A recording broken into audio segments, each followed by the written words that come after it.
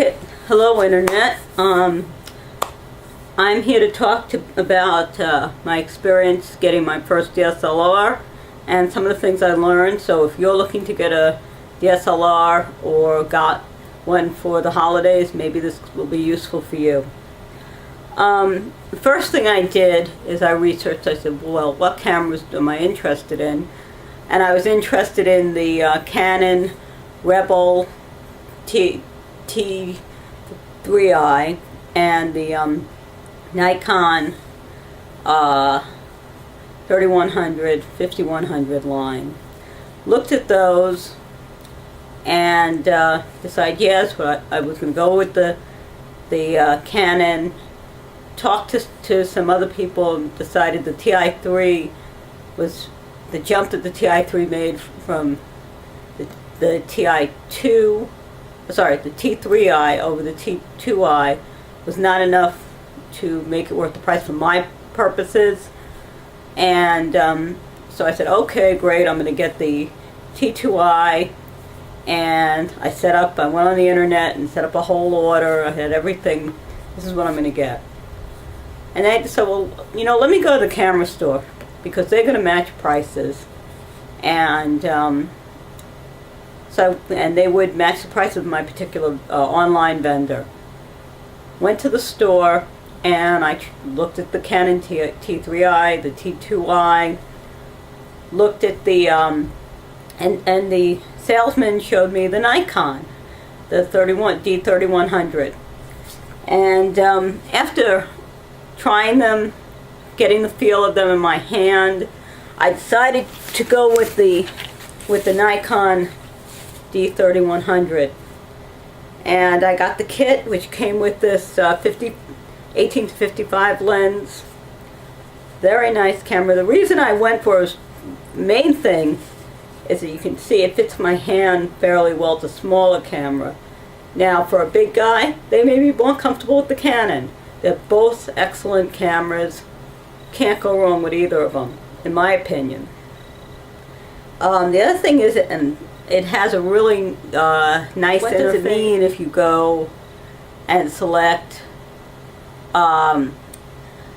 white balance, if you select incandescent versus fluorescent, things of that nature. So I ended up going with that camera, but I do feel that I made perhaps a few mistakes.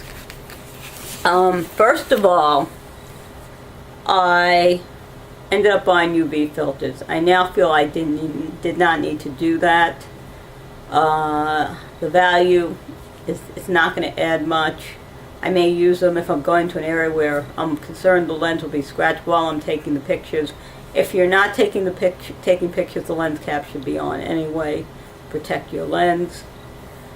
The biggest mistake I think I made is that the bag is too small.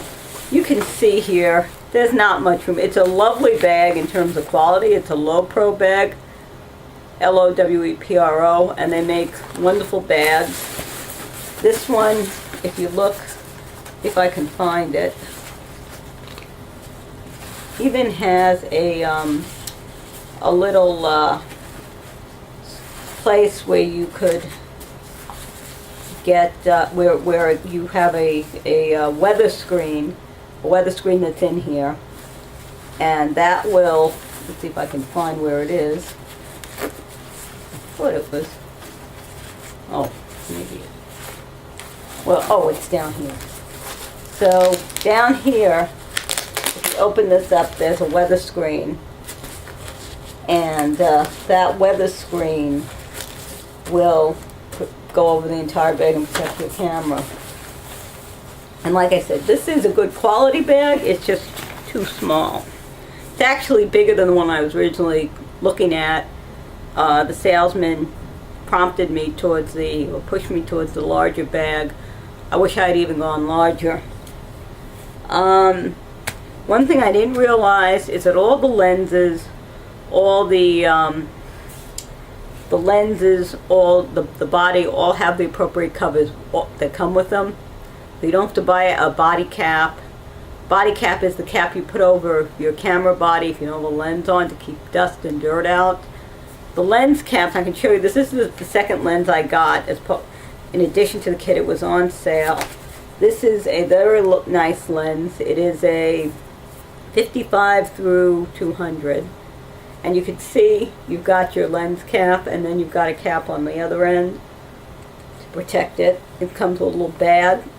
It also comes with a lens hood. And this lens hood, I can show you, fits over the lens. Let's see if I can get it straight. Fits over the lens like so, and it'll protect your lens, provide additional protection. Very good thing to have on any good lens. You want one of these. That's why it comes with it. And now the kit lens that came with my camera did not come with a lens hood, but it's not as an expensive lens. This lens normal price is $250. I think I got $100 or $150 off this, so I got a good deal on this lens. The other items I have, I already had a tripod.